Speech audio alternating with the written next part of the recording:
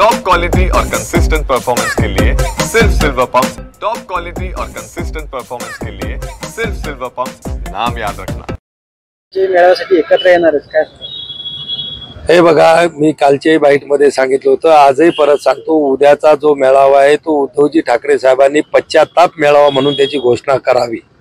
कारण की मसलेकर समितीचा जो अहवाल होता हिंदी सक्तीची करण्यासंदर्भातला, तो अहवाल उद्धवजी ठाकरेचे मुख्यमंत्री असतानाच त्यांच्या सहीनं तो स्वीकारला गेलेला आहे।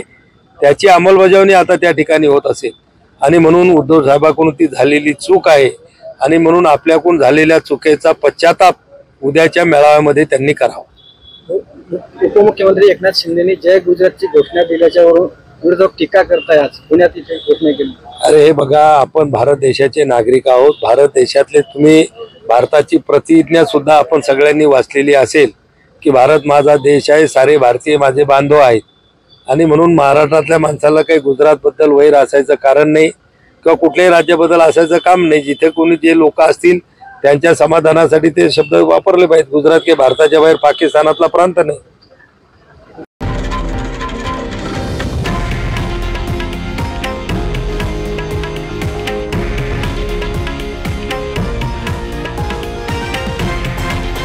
हे आहे देशातील नंबर 1 न्यूज नेटवर्क आणि आपण पाहत आहात TV9 मराठी, एकमेव।